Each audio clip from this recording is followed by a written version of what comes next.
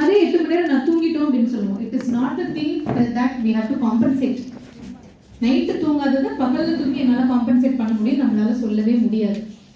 Night தூங்குறது மட்டும்தான் நமக்கு ஒரு சரியான வழி. அதுக்கு பதிலாக நான் இங்கே காம்பன்சேட் பண்ணிட்டேன் என்ன ஒரு நாளைக்கு 6 மணி நேரம் தூங்குறதை நான் பகலில் தூங்கிட்டே சொல்லவே முடியாது. ஸோ அட்லீஸ்ட் இதுக்கப்புறமாவது இந்த 12 to 4 ஆர் 12 to 5 தூங்குறத வந்து கொஞ்சம் பை டிஃபால்ட் இதுதான் பண்ணணும்னு வச்சுக்கோங்க. இன்னொரு விஷயம், நம்ம எல்லாருடைய நம்ம டெய்லி லைஃப் வந்து எந்த மாதிரி ஆயிடுச்சு அப்படின்னா, லேட் நைட்டு தூங்குறது, 12 மணி 1 மணிக்கு தூங்கிட்டு காலையில் 8 மணி வரைக்கும் எழுந்திருக்காம இருக்காது. அதுவும் மிக மிக தவறான பழக்கம். நம்ம முடிஞ்ச வரைக்கும் 10-11 மணி அப்படிதான் இருக்கும். மொபைல் ஃபோன் யூசேஜ்லாம் வந்ததுக்கப்புறம் அப்படிதான் இருக்கும். பட் முடிஞ்ச அளவுக்கு 9:30-10 அதுக்குள்ள நம்ம தூங்க ஆரம்பிச்சிட்டோம்னா காலையில 5 மணிக்கு எழுந்திருக்கிறது அவ்வளோ நல்ல பழக்கம். அந்த காலத்துல தான் எனக்கு மார்கழி மாசத்துல எந்திரிச்சு லேடிஸ்ல இருக்கு கோலம் போட்டு அந்த லேடிஸ் மட்டும் சொல்லி வளர்த்து விட்டாங்க. பட் இது எல்லாத்துக்குமே தான் மார்கழி மாசம் காலங்கத்தில் 5 மணிக்கு எழுந்து நம்ம அந்த வரோம்னா அந்த காத்து வந்து அவ்வளோ நல்லது உடம்புக்கு. மார்கழி மாசம் இந்த டிசம்பர் குளிர்னு சொல்றாங்க இல்லையா, அந்த காத்து வந்து that's very good for our inhaling.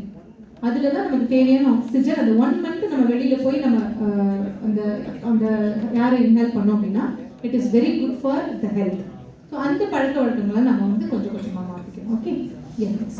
So we have to be from the sick care to health care. We have to be from reactive to proactive. ரியாக்டிவ்ங்கிறது நம்ம பார்க்கணும், ப்ரோஆக்டிவ்ங்கிறது வருமுன் காக்குறது.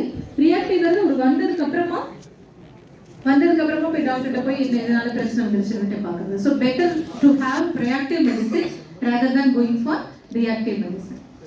Okay, so these are the opportunities இதெல்லாம் நம்ம already discuss பண்ணிட்டோம். Okay, so இது வந்து டிஸ்ரப்டிவா, இப்படி இந்த டெக்னாலஜி வந்து இன்க்ரீஸ் ஆகுது டிஸ்ரப்டிவா, எஸ் ஆர் நோ? அது எந்த விதத்துல நம்மளுடைய மனித வாழ்க்கையை வந்து பாதிக்கும்? ஏன்னா மெயினா நம்ம மருத்துவம் அப்படின்னு சொன்னாலுமே உடல் நலம் அப்படிங்கிறது தான் ஃபைனலாக நம்ம கொண்டு வந்து முடிக்கிறோம். எல்லா பாயிண்ட்டும் ஒன்று சேர்ந்து கடைசியாக உடல் நலம் தான். இந்த டீமே medical technology and health care. Medical technology for health care அப்படிதான். So finally we have to go for அந்த உடல் நலம் அப்படிங்கிறது தான். இப்போ இது டிஸ்ரப்டிவா இல்லையா? இந்த மாதிரி நம்ம டிவைசஸ் எல்லாம் டிஜிட்டல் ஹெல்த் கேர் எல்லாம் வச்சாங்கன்னா டிஸ்ரப்டிவா இல்லையா? கண்டிப்பா to some good extent, some extent it is of course disruptive.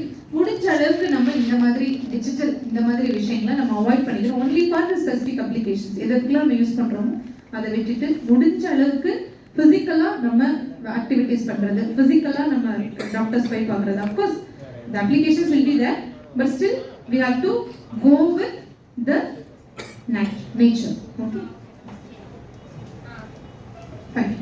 And healthcare innovation, of course it is involved with the people. Okay, மக்கள் அது என்னென்ன ப்ராசஸ் பண்றது, அதோட ஒர்க் ஃப்ளோ எப்படி இருக்கும், அதுக்கப்புறம் அதோட டூல்ஸ் எல்லாமே பார்த்தோம், ஏற்கனவே பார்த்துருக்கோம். எக்ஸாம்பிள் சொல்லுங்க, வேரபிள் டிவைசஸ், அப்புறம் telemedicine, augmented reality, virtual reality, அதெல்லாமே பார்த்தோம்.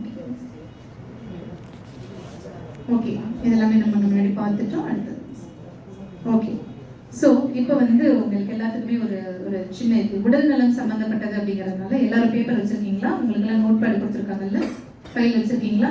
ஃபாஸ்ட்டாக எடுங்க பார்ப்போம். இன்னொரு